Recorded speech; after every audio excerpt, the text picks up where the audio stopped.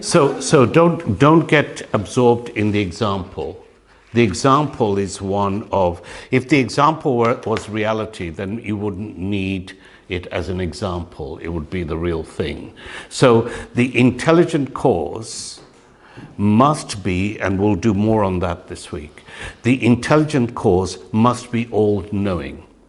Because when we see the world of objects, we see that the world of objects is very complex, right? Everything that we see is very complex. And there are so many different types of objects, including ourselves, and every aspect of us is complex. So you have to assume that it takes intelligence in order to create this complex thing, and therefore the intelligent cause must be all-knowing in order to be able to create all the objects that we see. All right. For now, just record in your mind that all effects have two causes. One is the intelligent cause by which it was made, and one is the material from which it was made. This is just logical, right? It's not anything else. You know that if you just had a lump of clay sitting there, it's never going to turn into a pot, all right? And if the potter was there ready to make something without a lump of clay, he's not going to make anything at all. So it seems quite logical that anything that is made has these two aspects. And then we talked that the cause is one, but the effects are many. Remember, we said that you can have a clay pot, a clay mug, wherever the mug is, the pot is not. So they appear to occupy their own space and time, but wherever each of those items are, clay is. So the cause is one, whereas the effects are many. The cause pervades all of the effects, so the clay is in all of the effects, right? The cause exists in all periods of time, whereas the pot comes into being, exists, and dissolves again back into clay, but the clay is permanent, all right? And the cause, therefore, has an independent existence, whereas the clay is dependent upon, whereas the pot is dependent on the clay. So the clay can exist without the pot cannot exist without the clay. So the pot has a dependent existence on the clay, whereas the clay has an independent existence. And finally, we said the four-stage trick that Vedanta does in trying to explain all of this. Do you remember the first stage is it gets you to nod and agree, and then finally it gives you the little bombshell. So first of all, in the first two stages it gives you something, and in the second two stages it takes it away. Do you recall? It says, take the example of a table. You say, this is a table. And you say, yes, this is definitely a table. And then it says that the table is made out of wood, so the table is an effect, and the cause is wood. And it explains it all through the fact that you cannot separate the table from the wood. I can't keep the table and you keep the wood. The table has no weight of its own other than the wood, and all of that, all right? It does that. And then the third says that because of that, the table is mithya. It's actually just a name and a form. It's non-substantial. It's an apparent reality. And then you have to say, yeah, well, you know, I can't weigh the table on its own. It is an apparent reality, but it's still an effect. Well, no, it isn't substantial, and therefore it is not an effect at all. It just appears to be an effect. So if there is no effect, then your cause-effect relationship has just died, because cause and effect relationship requires two things, right? If the effect disappears, then the causal nature of the cause disappears. So if the table is made from wood, the wood is considered to be the cause and the table the effect. Once the table is not regarded as an effect anymore, then wood is not cause, it is just wood. In the same way, if the world is full of effects which are non-substantial, right, apparently real, then the cause of it, Brahman, is not the cause, it just is. So they talk about it manifests as all of these non-substantial things. There is only the one. And as a result, there is no such thing as creation. In fact, as we'll come on to this week, creation is not a word that we find in Sanskrit. The word that is used is shrishti, S-H-R-I-S-T-I, and its best translation is intelligently put together. All right. Creation has all sorts of meanings on its own. Once you say creation, you start to say a creator, and the process of creation, and that which has been created. So you go into a duality once you say the word creation. But then you have to say things like, so we'll come on to what is the space between the creator and that which has been created.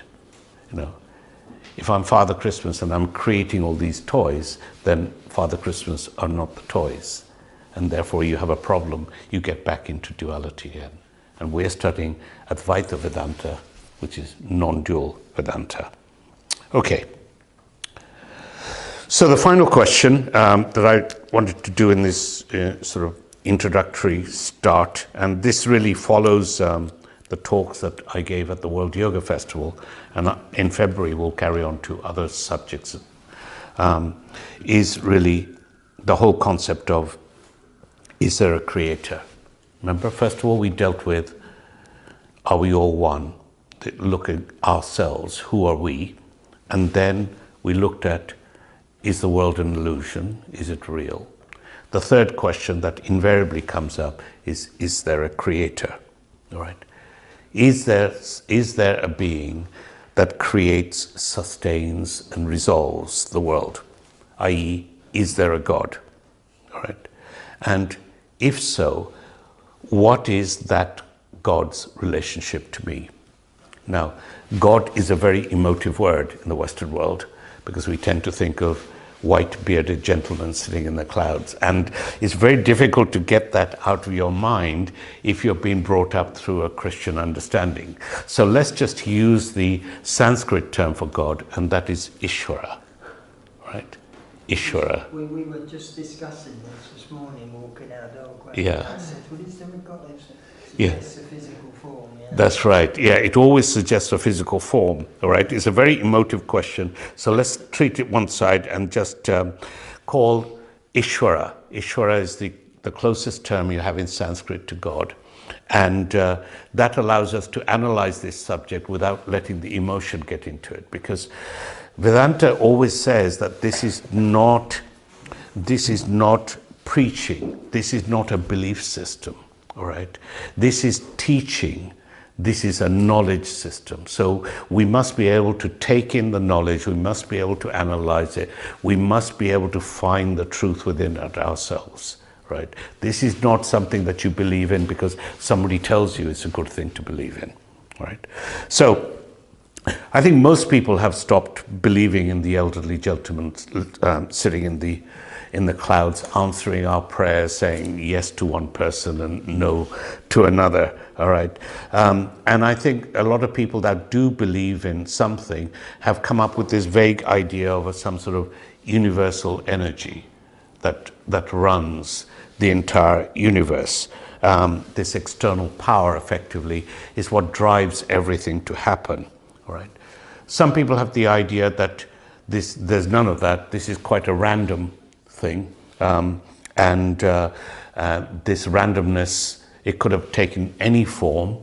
The fact is that the fact we're here today and discussing it means that this particular combination of randomness happened to be the right combination, and we're here. All right.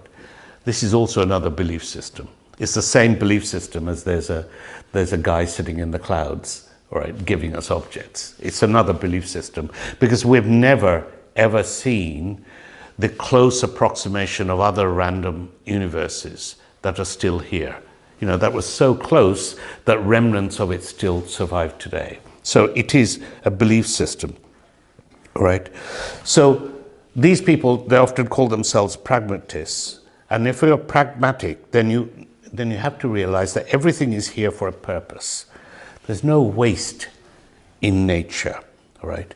There's no superficial adornment in nature.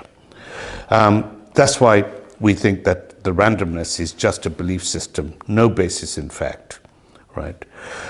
So, because randomness doesn't act in an all or nothing environment. Randomness is a series of maybes. And we don't see any of those effects when we look around us. So we have to inject some sort of logic into this. So if we want a reasonable view of the environment, of creation, then we have to look at the empirical evidence. What's the empirical evidence? The evidence is we appear to be one object in a world of millions and billions of objects. All right.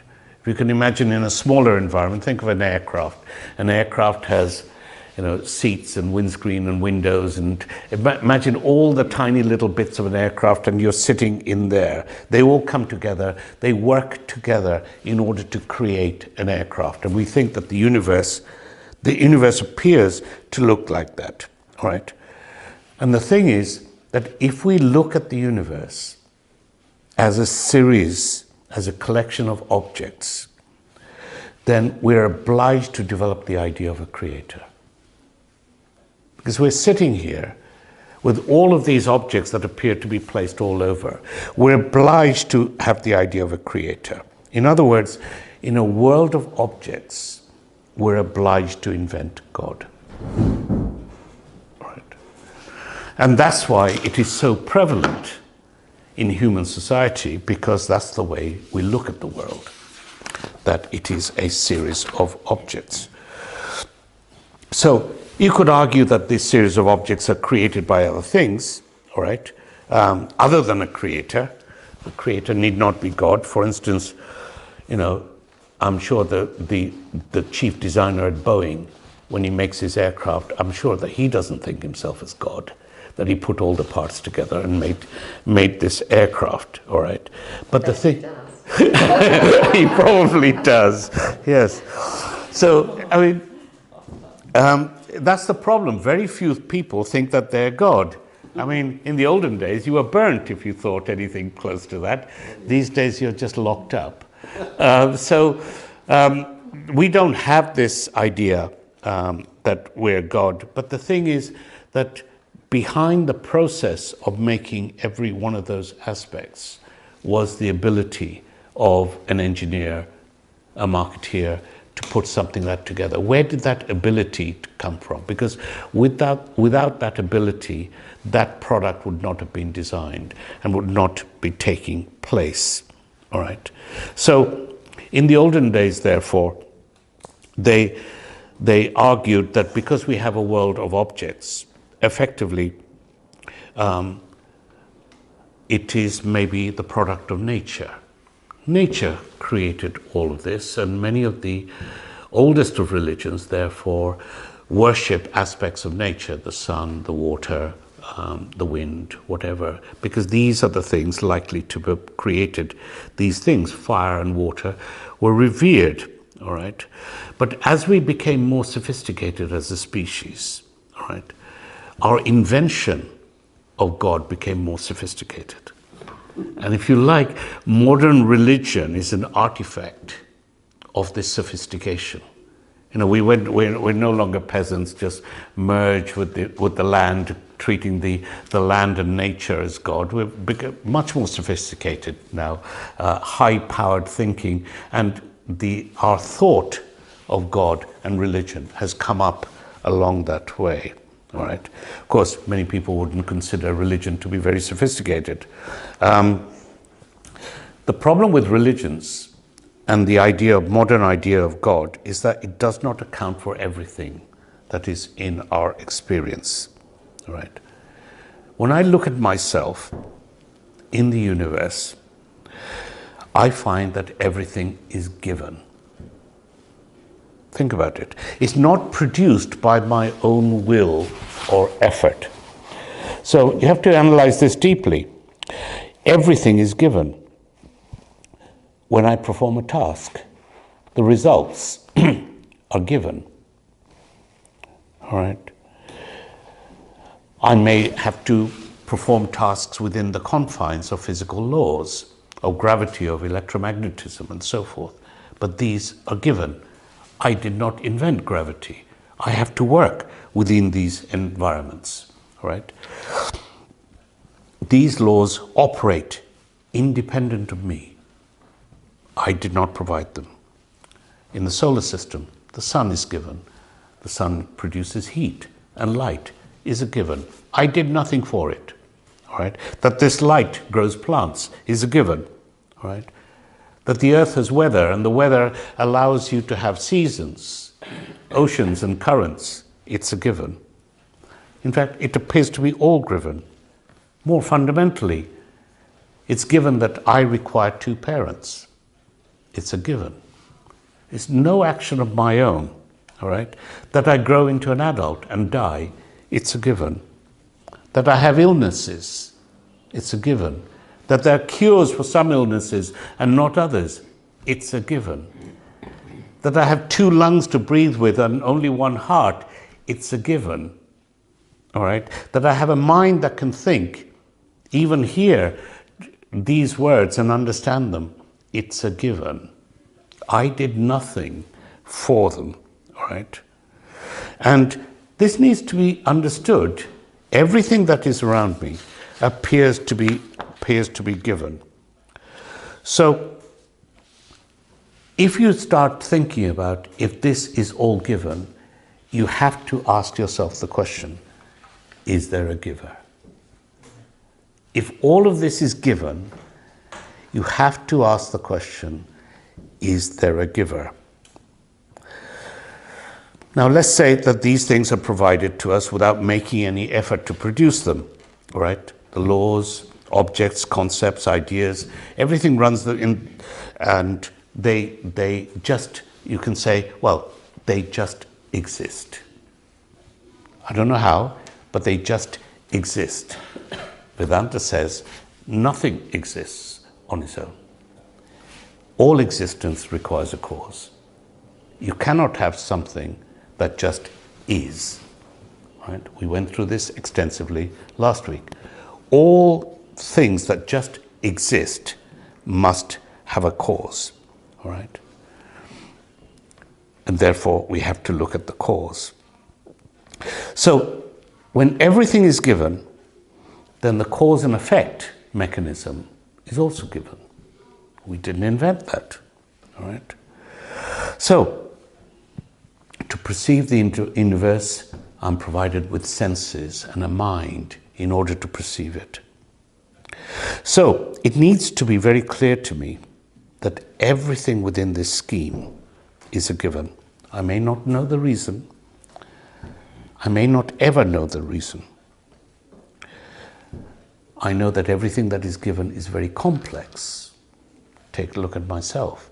My eyes, very complex. My liver, very complex. The way that my blood flows, very complex. If everything is this level of complexity, then you have to say that the cause of it must be enormously knowledgeable, because the effect is very complex.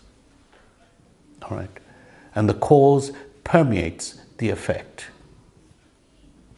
Therefore, if there is a giver, this giver must be extremely complex and all-knowing.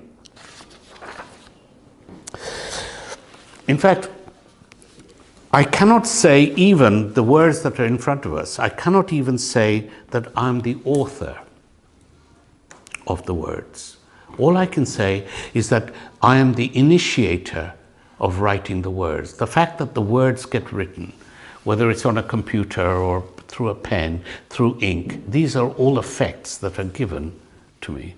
All right? I appear to start all actions, but the result of them is not up to me. It appears to be up to the forces that are around me. Obviously, society loves people who invent things. They adore them and name streets after them. But if you ask those people, did you do that? They'll probably say, I was at the right place at the right time. I started that process that yielded this. Because all action, and we'll come to, let's do it now, all action has 4 potential outcomes. Right? We initiate the action through free will, but all action has 4 potential outcomes. The most memorable story I know to remember this is the story that every evening after work I cross the road in order to catch the bus home. All right? Through my free will, I cross the road, I initiate the action of crossing the road to get to the bus stop on the other side. Why? Because I want to get home. Simple action, all right? And so there are 4 possible outcomes to this. One is as expected. I cross the road, wait a few minutes at the bus stop, the bus comes, I get on it, and I get home, all right? Better than expected, right? I cross the road, I stand at the bus stop, and a friend drives by and says, hey, do you want to lift home? You say, yes, please. You get in the car, right? You don't just go to the bus stop at the other end, but he takes you right home. Much better than expected. I set off with the same intention, but the outcome was much better than expected, right? Worse than expected. I cross the road, get to the bus stop, the first bus is full, second bus is full. In fact, it takes me hours, there's been some sort of strike, and it takes me hours to get home, right? It's a worse than expected result, right? 4th and final outcome, opposite to expectation. I cross the road, I slip on a banana peel, wake up in hospital 3 days later, right? I never reached home that evening. That was not my expectation when I crossed the road, all right? And all of those outcomes are not dependent on me. Initiating the action was dependent on me, but the outcomes were not. Because they were due to other things. What was the nature of the roads? What the quality of the buses? How many people were traveling today? Is my friend going in that direction? Has somebody thrown a banana skin down? Those are nothing to do with me, yet they affected my outcome. All right. So when people say, I did that, what they do is take ownership of the entire process through to the end. What they don't realize is that they initiated it.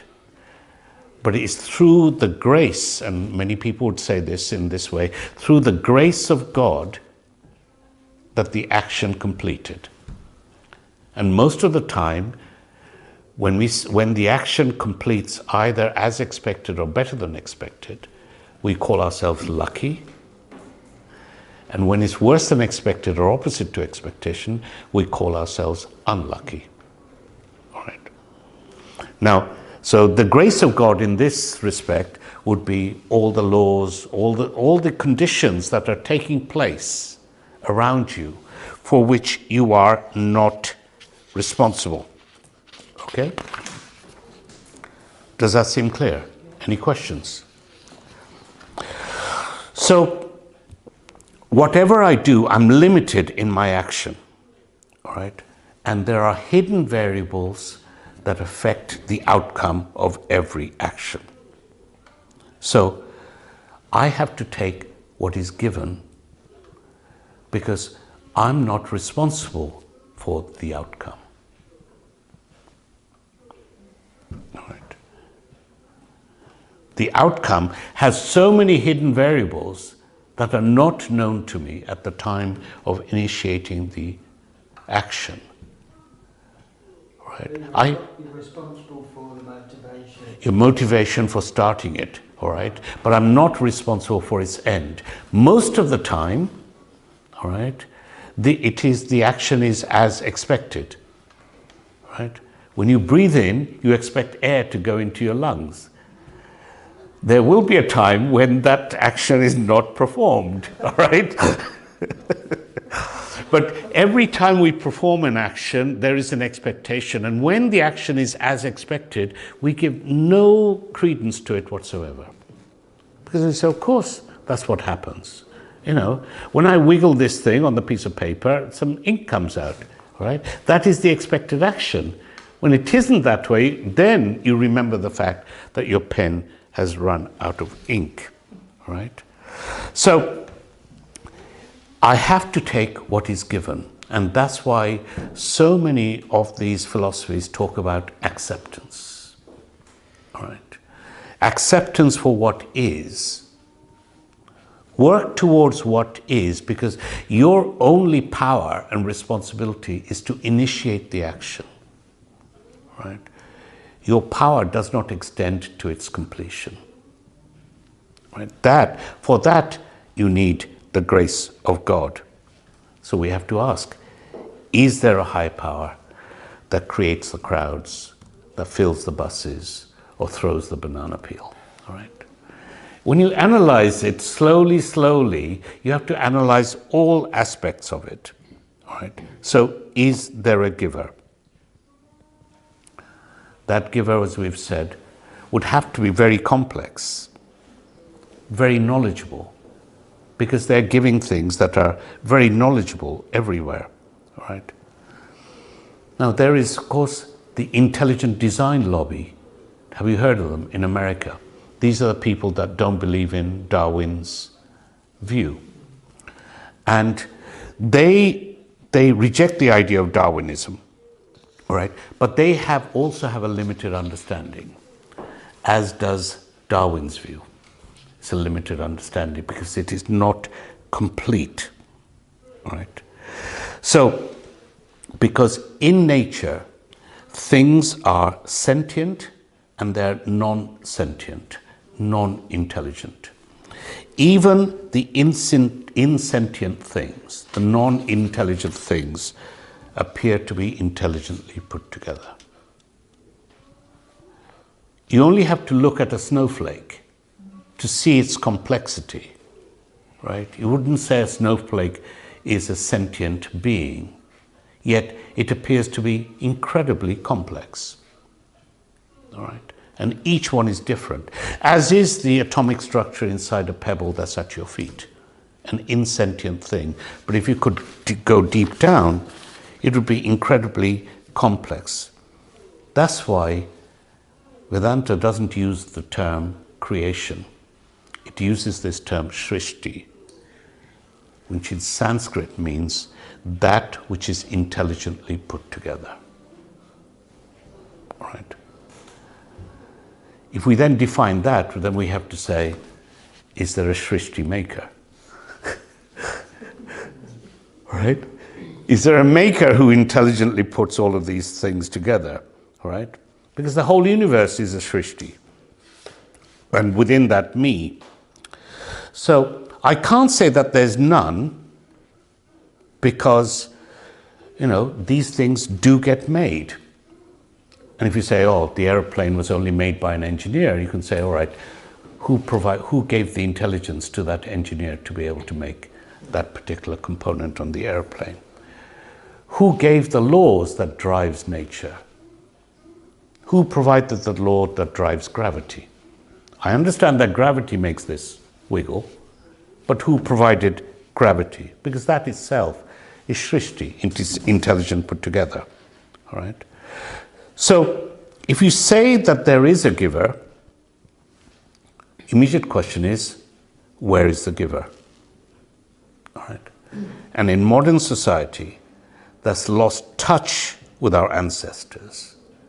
They ask the question, where is the giver? All right. Now, if you look at human heritage, if you look at the Aborigines or the ancient tribes of India or South America, they will laugh at you when you say, where is the giver? They'll look around at the land, the trees, the sky, and they'll say, the Lord is everywhere. Right? That's their belief system, that it's everywhere. You can't say, where is the giver? Because where is God is a laughable question. Why is it laughable? Because in order to say where is someone, you've already determined the properties of that someone. All right? So if you say, where's John? You already know that John isn't here. Otherwise you wouldn't say, where is John? You'll say, there is John. All right? Moreover, you know what John looks like in order to be able to know that John isn't currently here. Right? So asking the question, where is God, you've already made your mind up.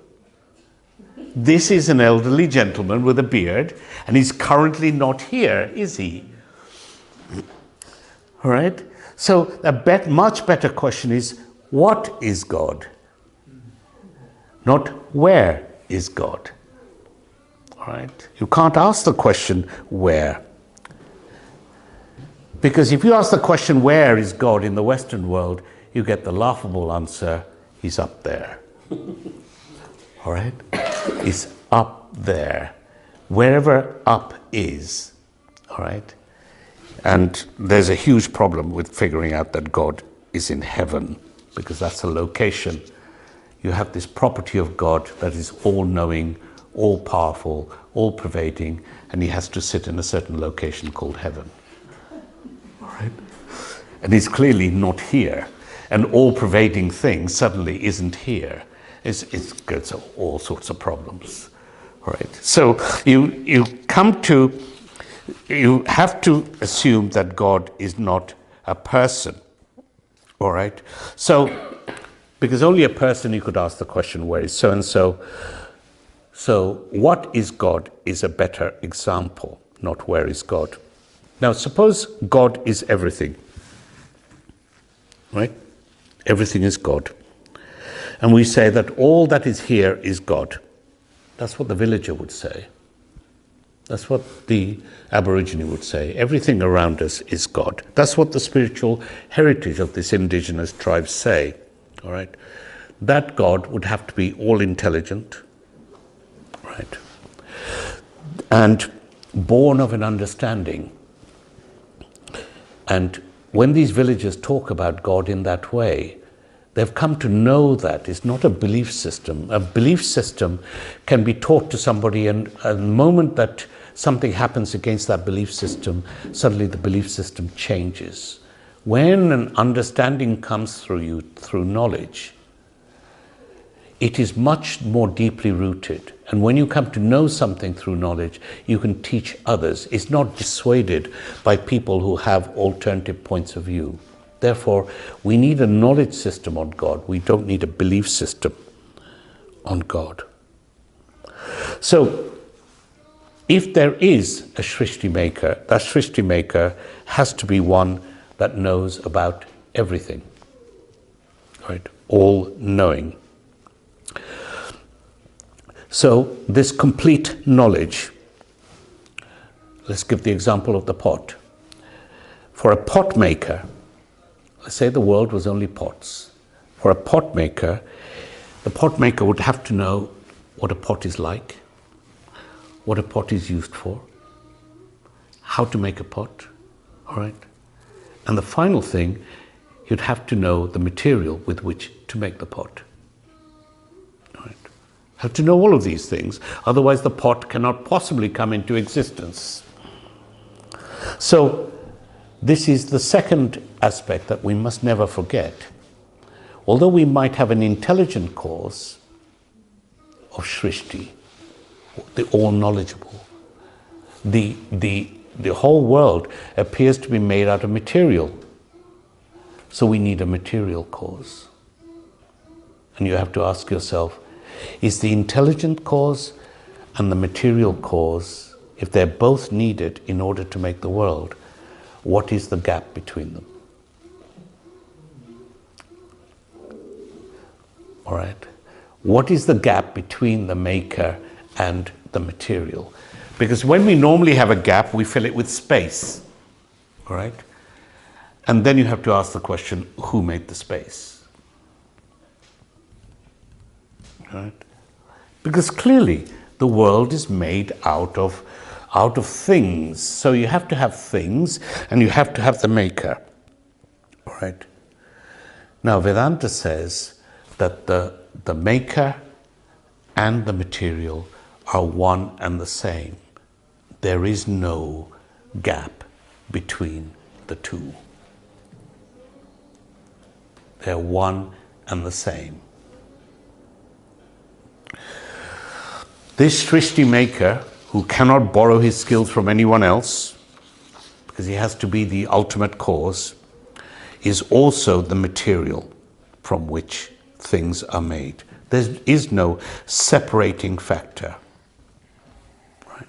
That's why you cannot have God is up there. The moment you put God in a defined location, you make God finite. So it's no longer the all-knowing, all-pervading, omnipresent thing that is God. That's why the statement simply up there doesn't make sense at all, right? So, in the villager's answer is this greater truth that God is everywhere. Ishvara is everywhere. If Ishvara is also the cause, the material cause of the universe, then Ishvara pervades all of creation. Just as if the wood is the material cause of the table, the wood pervades the entire table. If the cloth is the material cause of a shirt, the cloth pervades the entire shirt. All right? Remember we talked about that the shirt is a dependent reality, it depends on the cloth. The cloth is an independent reality because it can exist by itself. If Srishti, the material cause of Srishti is Ishvara, then Ishvara must pervade all of Srishti. You cannot have objects in the world without God, if God is the cause material. Right? Just as you cannot extract cloth from the shirt, you cannot extract Ishvara from objects of this world. All right? It is a manifestation of it. Of course, in these objects also, we have to include ourselves. So then it comes to the point that this Ishvara is manifested not only as every brick and stone of this building or of this table, but manifests as me. And then you come to that grand statement, I am God. All right? And this is the point where they lock you up and take you away. All right? And the thing is that you're not God. God is you. Right? So the cloth becomes the shirt. All right? The shirt cannot exist without the cloth. The shirt cannot say, I'm cloth. You can say, I'm made out of cloth. And the cloth can manifest as the shirt or the skirt or any other garment. So you can say, I am also God, or God is also me. Just as God manifests as all of those things, it also manifests as me.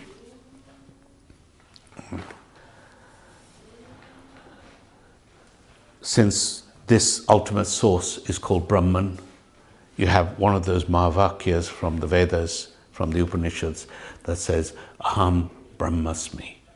Right? I am Brahman. Brahman manifests as me. Now this manifestation is quite a difficult thing to take in. And so an example would be, I think we've used it before, electricity flowing down a wire. Invisible, but it's there. And where does it manifest? It manifests within a light bulb as light through the filament. Right? Imagine that the bulb is our physical body, that we are illumined by this original cause. That's what makes us the sentient beings that we are, all right? When the bulb fails, doesn't mean that the electricity has failed. It just means that the bulb is no longer illumined. So it manifests within us. When the same energy, power, manifests through a fan, it makes the fan rotate. The rotational aspect of it is not a property of the cause. It's an effect of the manifestation, right? The Brahman doesn't say, today I'll go round, or today I'll light up, or today I'll produce heat. That is a property in the manifestation, not a property in the original cause, all right? The original cause does not care what it manifests as. It is not partial. This is not something that says, I'll drop a planet here and a planet there, and I'll give them water and I'll make that part really barren. Right? That'll be partiality. That'll be a God that has grievances against you, right? Because it gives you a nice life and it gives another person a horrible life. All right? That'll be a partial God. I wouldn't want a partial God. God has to be all things, all being, all knowledge, all love. And therefore, when we look at it, God is also me, just as God is also this flower, this table, is everything else. It's a manifestation of God. All right? Not easy to follow. But we'll get back to it over and over again, all right? Therefore, this thing that makes all of this Ishvara, has to be all-knowing, all-pervading, right? That's the only way God can be, this one ultimate reality. Ishvara and Brahman is in. Right, this is a very good question. If we have Brahman, meaning the underlying reality of everything, why do we need an Ishvara? Right? The underlying reality, if it's one, is changeless, is all-pervading, right? It cannot become an object. Think about it. If you only got one thing, it cannot be something else. But clearly in the world, we are full of objects. So say if Brahman was the ocean, we couldn't have waves. We couldn't have froth or foam or things that are created, and one wave is bigger than another, one wave is more powerful than another. One is a ripple, one is a huge thing. That's what we have in the world. We appear to have all of these distinctly separate things. And Vedanta would say, yes, you look upon this world as all of those separate things, but they're all water, right? We're giving a wave a name and a form for water. So we need to change our wave vision to water vision. Now, the very fact is that the ocean becomes a wave, manifests itself as a wave, stays as a wave for a while, and goes back down again. This property of being able to manifest, maintain, and dissolve again, this property is given to Ishvara. So Ishvara is Brahman with the power of apparently changing into manifest form. Because we have to explain it. Because if it was Brahman on its own, it's incapable of change. Anything that is incapable of change cannot perform any action. Without any action, you don't have a change of state. Something cannot manifest itself, because when you come into manifestation, there was a period when it was unmanifested, so you had some change. And you cannot change something that is changeless. It has no change of state. So Ishvara is an idea, right, to help our understanding. Ishvara is an idea of how something that is changeless can apparently come into a form for a limited time and then dissolve again. Sorry, why can't Brahman do that? Because Brahman is incapable of action. Why? Because it's changeless, it's all-pervading. Is it because of, if there is action, then there will be again, as soon as there is action, there will be a duality, isn't it? Yeah, so imagine that it's very difficult to describe in this dualistic world, but imagine that Brahman was this piece of paper, and this piece of paper was all that there was, all right? So Brahman, and we're taking this to be infinity. Imagine infinity. Infinity has no edge, all right? It goes on forever. That's what infinity is. And everything is the same Brahman. Now, if this Brahman had to become something else, if it had to become a chair, then there would have to be some space in this infinity, which was Brahman, and some space within this infinity that was a chair. Right? The moment that I have something finite called a chair, I've just made the infinite Brahman finite. Because now the chair is not in Brahman. I have Brahman and I have a chair. Therefore, I have two finite things. But Brahman is infinite.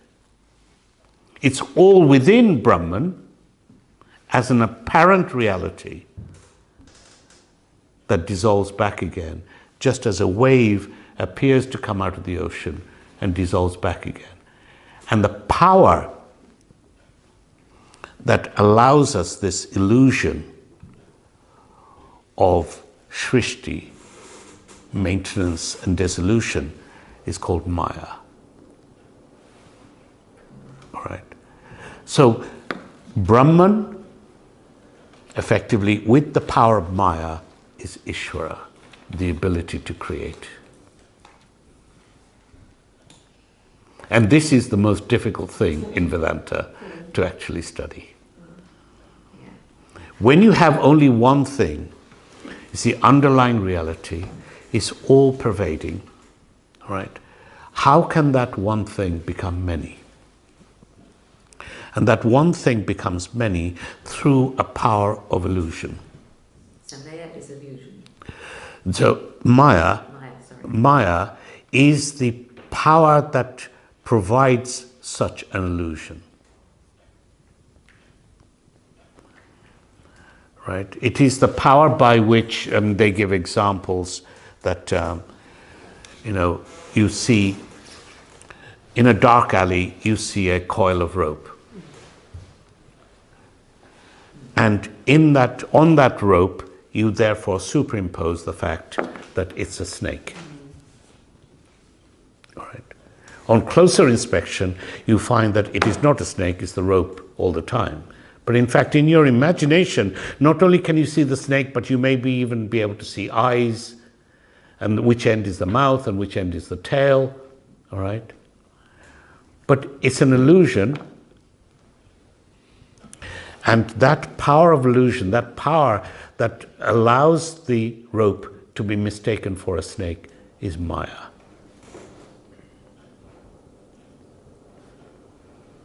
Right. And once it is an illusion, there's no point in saying, does the snake have hard eyebrows over his eyes? It's an illusion, all right? Is Maya like the mind?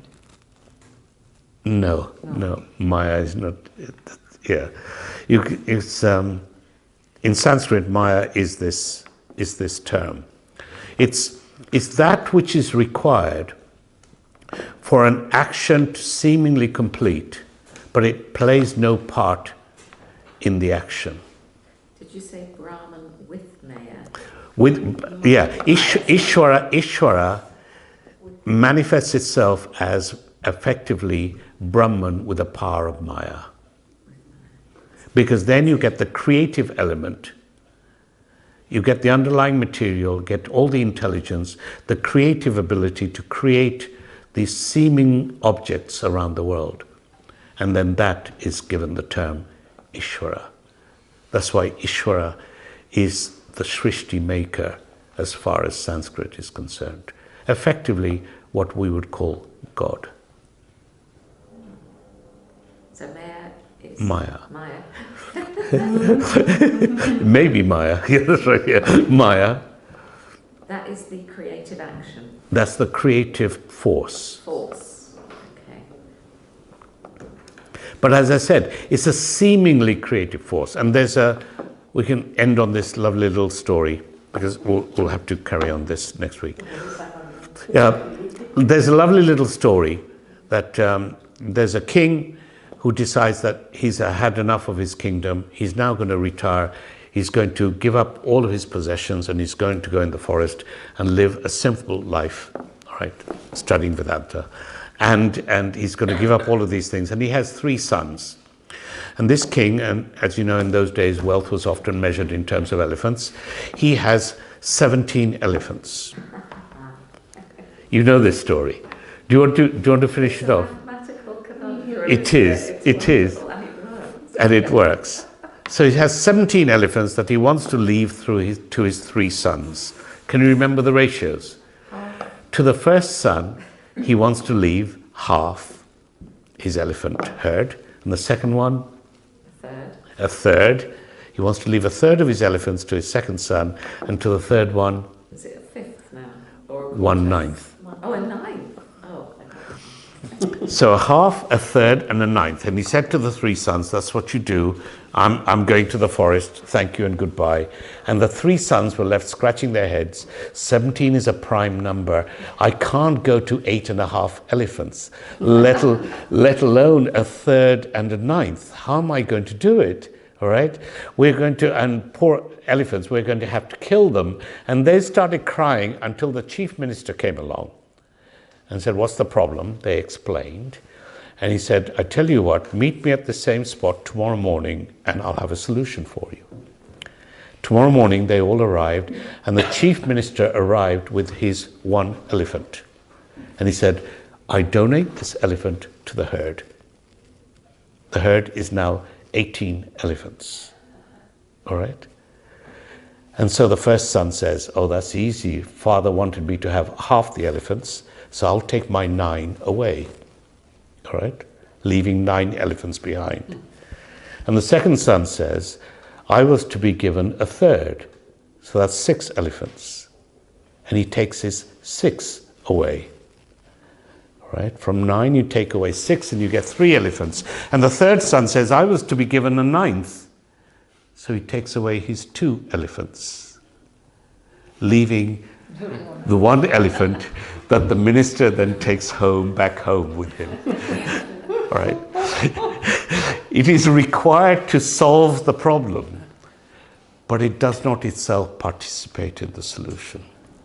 All right? That is Maya. So Maya is that elephant. Maya is the odd elephant. It's the odd elephant. All right. So yes, it's the power, the Shakti of creation, of apparent creation, is Maya. So if you even think of it as an equation, I mean, this is not strictly true, but Brahman with the power of Maya is effectively a definition of Ishvara. The ability to apparently create out of this underlying cause, which is both intelligent and material. Okay. You've got some of this written down in your... I've got all of it written down, but I mean I haven't gone through it all. But I can distribute it on your Dropbox, or I may. Yeah, some of you are having problems with Dropbox. So what I might do is temporarily, before we put it up on YouTube, I may transfer it to you using WeTransfer. Some of you who haven't used Dropbox probably haven't used WeTransfer either. Very easy. What it just pops up to say, I have some files for you. Would you like to download them? And you've got 5 days to download them, and it'll download them on your computer. If you don't download them within 5 days, it disappears. And it's a quick link as well, isn't it? It's a quick link. It's easy to do. I can send it to your email addresses, and it just pops in as an email to say, I've got these files for you. Unfortunately, I can only do 2 weeks at a time because there's a limitation of 2 gigabytes for any particular WeTransfer. So we can do a couple that'll bring you up to date. Then we'll put it on YouTube, and we'll link it up to the Archakula website. So it'll be downloadable from there. This is not easy material, all right? It takes years. Remember, what I'm trying to do here is I'm trying to expose you to these aspects of Vedanta, all right? We're not going into a full explanation. I'm exposing them because slowly over time, we'll get to understand more and more about it. And that's where the Upanishads really come in, because they do it in detail. January and February are just going to be these concepts that are just brought forward, not fully explained, but brought forward. So you start to get an idea of what's happening. And then maybe from April, if the group wants it, we go into a more detailed Upanishads and tackle this subject in detail. That's almost 6, 7, 8 months. We're going to do it. Yeah, if we do it weekly, just the Katha Upanishad would take us at least 6 months 6 months. on a weekly basis. Yeah.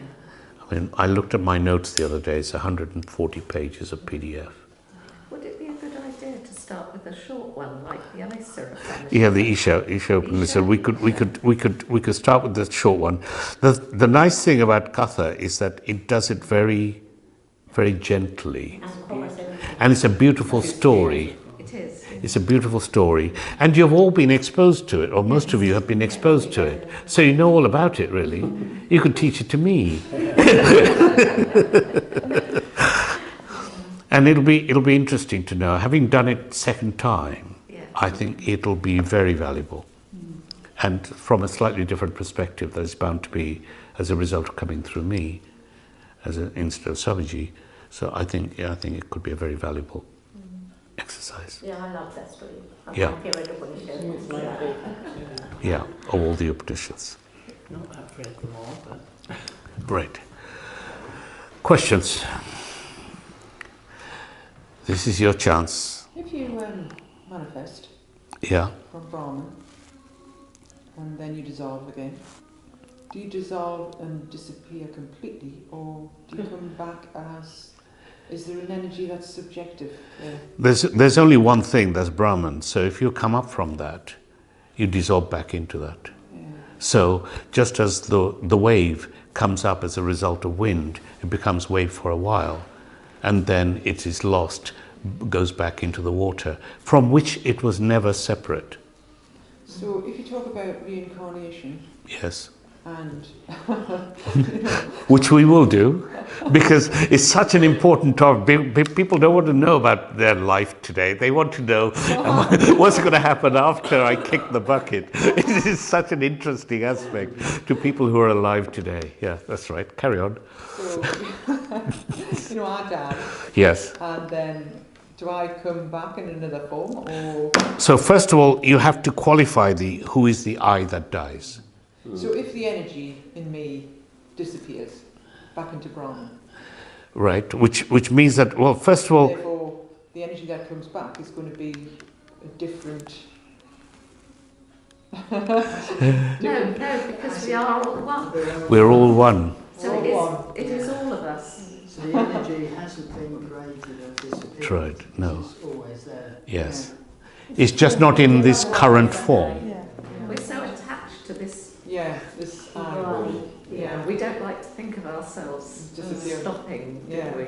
But it's not a bad one. You're not wrong, because there's all these religions and thoughts. That have always said that. Yeah. It's mostly so that they can collect money while the I is still alive, to promise you something after the I is no longer alive. But the I that is the body will go just as it came. It's an object in the world. All objects come to be, they sustain, and then they dissolve, all right? They resolve into from which they came. So the body will go, but that's a physical thing. Now, we have a subtle mind, and we'll talk about this maybe on one of the weeks, right? So we have a subtle body. We have a physical body. We have a subtle body. How do we know that we have a subtle body? We just do.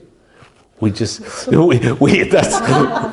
know that we exist. We just do. How do we know that there is this physical body? Physical body we know because we can feel it. It's tangible. We can sense it with all of our 5 senses. How do we know that we have a subtle body?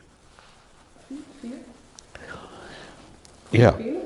Well, we think it. We have emotions. Emotions and thoughts and memories are not physical. They aren't tangible to our 5 senses. Yet we have them, so they must be residing in a part of us. So since we are a body, this part is the physical body, there must be another thing that holds emotions and memories and thoughts and all of those things. So that is the more subtle body. Subtle meaning that is imperceptible to our senses. Yet we know it's there because we know that we have thoughts. We know that we have memories. Science couldn't find it because you can dice up the brain as small as you like. You can't say, oh, there's a bit of memory there and there's a JPEG of their previous house. All right? It doesn't work that way. Yet we know that those memories and those emotions are there. Those thoughts are there. So there is a subtle body. Now, you can kill a physical body, but if there's a subtle body, it doesn't die. All right? So it is the migration of the subtle body to another physical body form that's known as the migration, the transient nature of the soul. So the energy that is within you, the subtle body, is a thing that migrates to another body. All right? And that is the transmigrating soul. Because that does not have a death, because it's not physical. So nothing is destroyed? Nothing is destroyed. I mean, they said, first of all, the standard physics terms is that energy is never, you can never destroy energy, you can only change its form. All right? The subtle body cannot be destroyed. The thing is, because the underlying reality is Brahman, Brahman is all-pervading. All right? When the physical body dies, you say, I die, Brahman is still there, right? Because it's all-pervading. Is there if the manifestation is there if the manifestation is not. The electricity is there, whether the light bulb works or it doesn't work. It just isn't manifest if there's nothing for it to manifest into. So Brahman does not go away. It can't go away. It's incapable of action because it's infinite and all-pervading. What goes away is apparently our thoughts in the form of a subtle mind that comes back into another body. Now this is a view, this is a notion, this is the grand ignorance that we have, that we are this energy of our subtle mind, of our subtle body. That is the me. And we think, therefore, we migrate from one body to another. The fact is, the underlying me is Brahman, and I don't go anywhere. Right? This Brahman manifests as another body, and that body may house the subtle body of a previous existence. But the underlying Brahman does not change. So the package remains. The package remains. Right. Or maybe not sometimes, or mostly not in fact. Well, the thing is that the package remains for as long as we believe, we identify with the package. Yeah. As long as we identify that we are the mind, that identification preserves it. When you come to think of yourself not as the mind, but the underlying Brahman, when your vision has changed from wave vision to ocean vision, right, there is no need for the wave anymore. Do you think this makes it easier for people who suffer dementia because they lose that package while they're still alive? Don't they? They lose their intellect, And the memory. right, and the memory. They lose all of that, but they also lose the ability to understand this. Oh, yeah. So you can't, it doesn't help them. No. Because you can't teach them Vedanta at that stage. And if you taught them Vedanta before, then they would have forgotten it.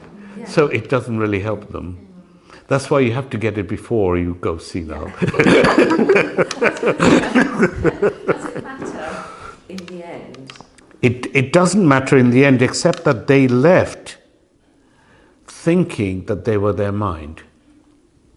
Right? At the time that they last thought about it, they were able to think about it, their minds were able to think. The last time they thought about it, they thought they were their mind. As long as you think that way, right, you think yourself as the doer. And the doer has to take responsibility for the actions that the doer performs. So there's consequences to action. And one of these weeks we'll study the doctrine of karma. How is the doctrine of karma that brings us back? And why we come back as these separate beings, right? Why we come back with different looks, different abilities, different families, different locations. What drives that, right? Is there an evil God that says you'll only have one leg and you will have two legs? What drives the process of our differentiation when we are reborn? Because that is the doctrine of karma. It's not provable, by the way. Right? Since we aren't there when we go die, we can't follow the cycle right the way through. That's why they call it a doctrine of karma. And this again is like an equation. You accept it subject to future verification, right, which you might get when you kick the bucket, but you accept it unless you have a better explanation. We've met a Rinpoche who's a recognised Lama, and he said, I can't remember my previous lives, but people tell me. Yes. Yes. So they can't, And there are many instances of children recalling. It says that children recall in the early stages of development their previous lives. And to some it's persisted until they could actually get the story across. To others it comes over as language that is neither of the society's languages and things like that. And what they're doing is playing act through the energy of that subtle body until it gets superseded by the input that they get in their current environment. Yeah. It's the remnants of that subtle body, the transmigrating soul, is still strong at that point that comes back in. So that's the transmigrating soul. There's lots of different aspects. There's almost what looks like little islands, right? Right, what has got karma or doctrine of karma to do with this and do with that. But as you start to get onto these islands, you find that the islands get bigger and bigger, and it all connects. It all connects. That's what the Vedas do. All right. And you can only get an appreciation of the bigger nature of it as you come to study it more and more. But it all connects and becomes incredibly logical, because we're the only people that we've got to be convinced. Right? It's not about convincing others. You've got to study it through. Do you have doubts? About the Vedas? No. Not a single iota. And I come from a very engineering scientific background. And when I first started to read it and understand its nature, I had no doubts on it whatsoever. And to date, I have not found flaws in it. You know, as an engineer, you tend to really dig deep and, you know, and flaws and things like this, and I just haven't found them. That's why I love this subject and try and learn as much as I can and try and disseminate it as far as I can. But it is not easy to comprehend, but the subject material is simple. Right? Advaita Vedanta says there's only one thing, and this one thing is everything. All right? End of story, Advaita Vedanta, we might as well go home. But in order to understand this, we must go through all of our experience and be able to say, how does Advaita Vedanta fit into that experience? That's the only way.